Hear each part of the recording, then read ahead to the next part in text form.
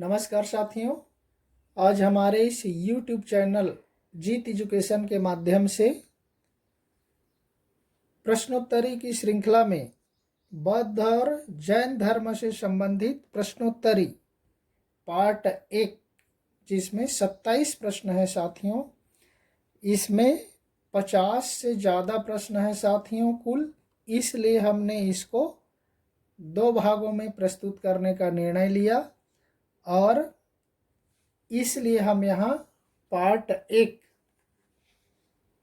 जो कई परीक्षाओं में बौद्ध और जैन धर्म से संबंधित प्रश्न पूछ दिया जाता है, कई परीक्षाओं में पूछे भी गए हैं, वे प्रश्न यहाँ पर शामिल किए गए हैं। इसमें भी 5 सेकंड का टाइमर दिया गया है साथियों। तो चलते हैं प्रश्नों के श्रृंखला की ओर। प्रश्न नंबर 1, किस ग्रंथ में सर्वप्रथम चारों वर्णों के कर्मों के विषय में विवरण मिलता है? उत्तर हो जाएगा साथियों स नंबर ऐत्रेय ब्राह्मण में। देखिए 4 वर्ण, आप सभी को मालूम है कि हमारे प्राचीन ग्रंथों में 4 वर्णों का जिक्र है, ब्राह्मण, क्षत्रिय, वैश्य, शूद्र। चलते हैं दूसरे प्रश्न की ओर। किस ग्रंथ में सर्वप्रथम चारों आश्रमों का विवरण मिलता है? उत्तर हो जाएगा साथियों ब नंबर जाबालोपनिषद में। ये 4 आश्रम आप सबको मालूम है, ब्रह्मचर्य, गृहस्थ, वानप्रस्थ, संन्यास। ये 4 आश्रम हैं। 25-25 वर्ष का एक आश्रम मान करके व्यक्ति की आयु को 100 वर्ष मान करके आश्रम व्यवस्था बनाया गया था, ताकि व्यक्ति अपना जीवन सुव्यवस्थित ढंग से जी सके। चलते हैं तीसरे प्रश्न की ओर। स्मृति ग्रंथों में कितने संस्कारों का वर्णन मिलता है? उत्तर हो जाएगा साथियों स नंबर 16 संस्कार। व्यक्ति के जन्म से नहीं बल्कि माँ के गर्भ से शुरू होता है संस्कार, और व्यक्ति के मृत्यु जो अंतिम संस्कार, अंत्येष्टि संस्कार होता है, 16वां संस्कार है। तो व्यक्ति के माँ के गर्भ से लेकर मृत्यु तक 16 संस्कार का वर्णन है साथियों। चलते हैं चौथे प्रश्न की ओर। पुरुषार्थ की संख्या कितनी है? ये सरल है। पुरुषार्थ है साथियों 4। कौन कौन से? धर्म, अर्थ, काम और मोक्ष। क्योंकि व्यक्ति के जीवन का अंतिम लक्ष्य मोक्ष प्राप्त करना ही होता है, चाहे वह हिंदू धर्म हो या बौद्ध धर्म में हो या जैन धर्म में। क्योंकि साथियों बौद्ध और जैन धर्म भी किसी समय में हिंदू धर्म से जुड़े हुए थे।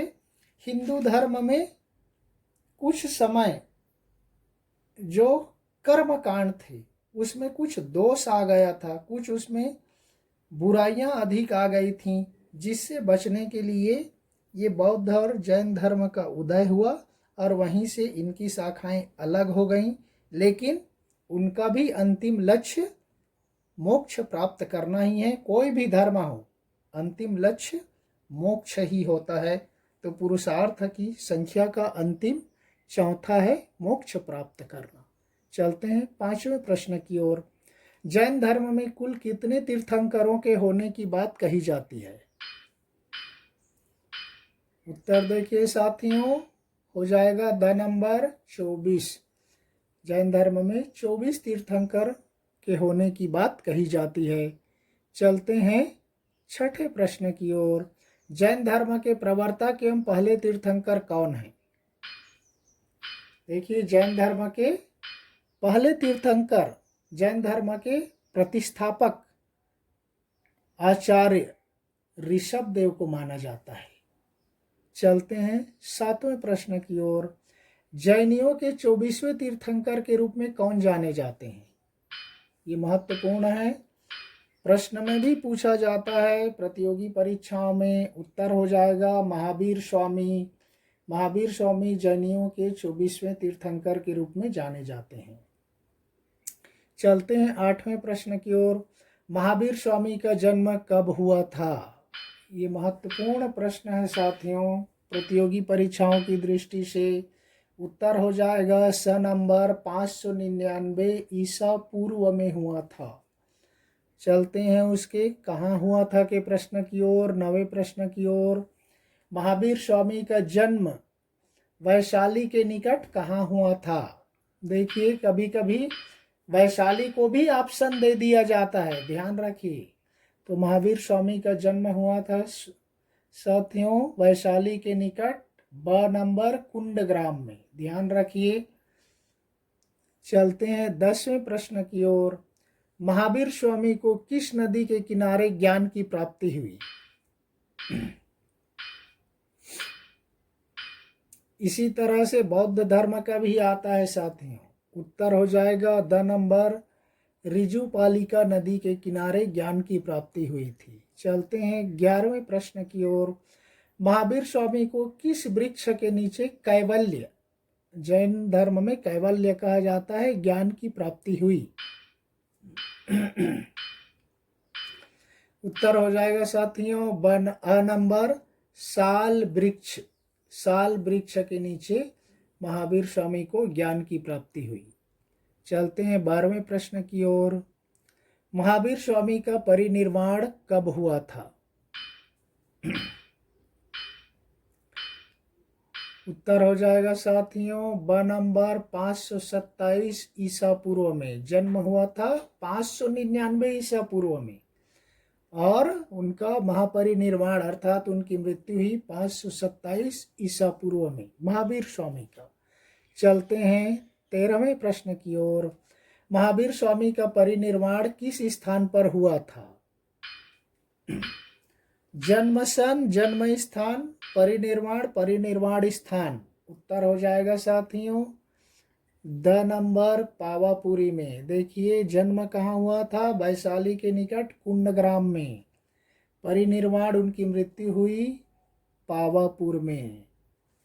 तो इस तरह से पावापुरी नामक स्थान है, वहाँ पर इनका परिनिर्वाण हुआ था। चलते हैं 14वें प्रश्न की ओर। जैन धर्म के 23वें एवं प्रथम ऐतिहासिक तीर्थंकर कौन थे?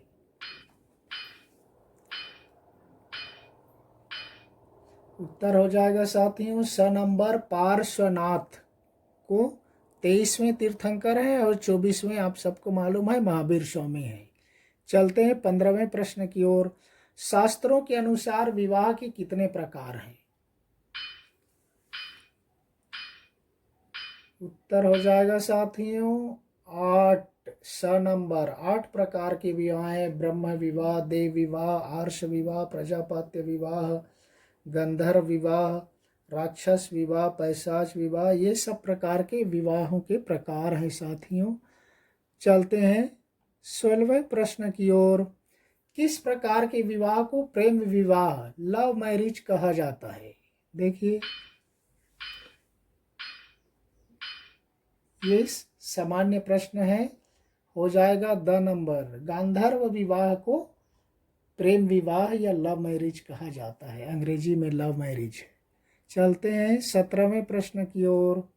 बौद्ध धर्म के प्रवर्तक भगवान बुद्ध का वास्तविक नाम क्या था?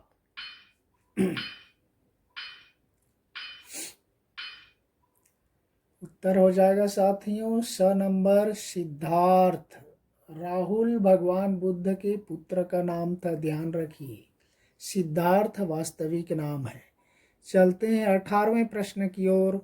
भगवान बुद्ध का जन्म कब हुआ था? उत्तर अंदाजा लगाइए साथियों। उत्तर हो जाएगा ब नंबर 566 ईसा पूर्व में। देखिए, महावीर स्वामी का 599 है और इसका 566 ईसा पूर्व है। ये कई परीक्षाओं में पूछे गए प्रश्न हैं साथियों। जगह के बारे में अगले प्रश्न 19 में देखेंगे। भगवान बुद्ध का जन्म कहाँ हुआ था? उत्तर हो जाएगा साथियों स नंबर लुम्बिनी में। लुम्बिनी में भगवान बुद्ध का जन्म हुआ था। महावीर स्वामी का क्या बताया था? कुंडग्राम बताया था, वैशाली के निकट। चलते हैं 20वें प्रश्न की ओर। सिद्धार्थ बुद्ध और उनकी पत्नी यशोधरा के पुत्र का नाम क्या था? आपको मैंने ऊपर में चर्चा करते हुए बता दिया है, अंदाजा लगा लिए। ब हो जाएगा राहुल। चलते हैं 21वें प्रश्न की ओर। बुद्ध को 35 वर्ष की आयु में किस माह की पूर्णिमा की रात को ज्ञान प्राप्त हुआ? ये देखिए साथियों, यहाँ पर 3 प्रश्न हैं। उत्तर हो जाएगा साथियों स नंबर, वैशाख पूर्णिमा। कितने वर्ष की आयु में ज्ञान प्राप्त हुआ? 35 वर्ष की आयु में। कौन सी माह की पूर्णिमा को? वैशाख माह की पूर्णिमा को हुआ था। ध्यान रखिए, किस महीना भी पूछा जा सकता है, वैशाख हो जाएगा। और वह पूर्णिमा है या अमावस्या है, तो वो पूर्णिमा था, वैशाख पूर्णिमा। हिंदी महीनों के नाम है ये, फाल्गुन, चैत्र, वैशाख, ज्येष्ठ। चलते हैं 22वें प्रश्न की ओर। सिद्धार्थ को वैशाख पूर्णिमा की रात को किस वृक्ष के नीचे ज्ञान प्राप्त हुआ था?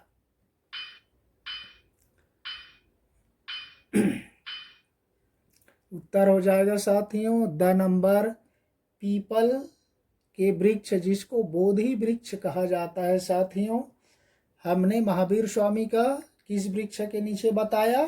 साल वृक्ष के नीचे बताया। देखिए, बहुत कंफ्यूजन होता है परीक्षा में, जब ये प्रश्न पूछ दिया जाता है तो हम भगवान बुद्ध और महावीर स्वामी में बहुत कंफ्यूज होते, इसलिए मैंने यहाँ पर उन दोनों से संबंधित ही प्रश्न तैयार किया है। तो महावीर स्वामी का साल वृक्ष है और भगवान बुद्ध सिद्धार्थ का है बोधि वृक्ष, पीपल का वृक्ष है। साथियों, चलते हैं 23वें प्रश्न की ओर। भगवान बुद्ध ने अपने जीवन के सर्वाधिक उपदेश कहाँ दिए थे? ये भी महत्वपूर्ण प्रश्न है साथियों। उत्तर हो जाएगा स नंबर, श्रावस्ती में सबसे अधिक उपदेश दिए थे। चलते हैं 24वें प्रश्न की ओर। सिद्धार्थ बुद्ध का महापरिनिर्वाण कब हुआ था? देखिए साथियों,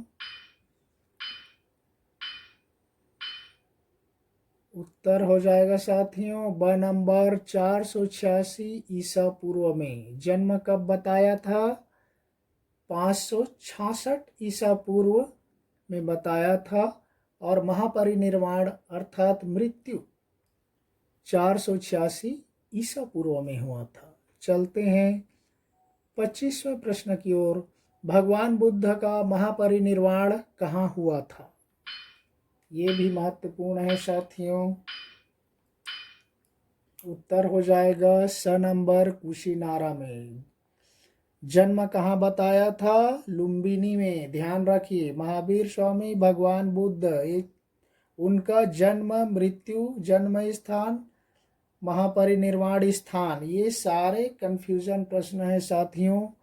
तो इनका महापरिनिर्वाण अर्थात इनकी मृत्यु हुई कुशीनारा में।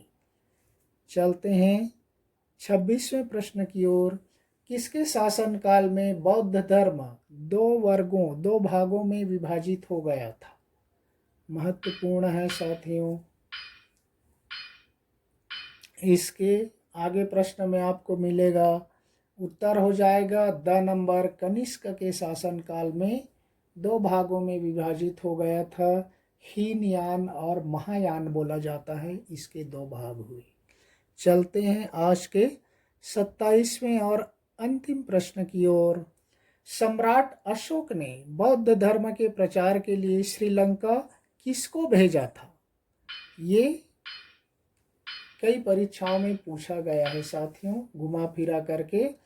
तो सम्राट अशोक ने बौद्ध धर्म के प्रचार के लिए श्रीलंका भेजा था। ब नंबर, महेंद्र और संघमित्रा। ये महेंद्र और संघमित्रा कोई दूसरा नहीं साथियों, महेंद्र सम्राट अशोक का पुत्र था और संघमित्रा उसकी पुत्री थी। मतलब अपने बेटा और बेटी को ही बौद्ध धर्म के प्रचार के लिए श्रीलंका भेज दिया था, जिनका नाम है महेंद्र और संघमित्रा। देख लीजिए साथियों, ये बार बार परीक्षाओं में पूछ दिया जाता है।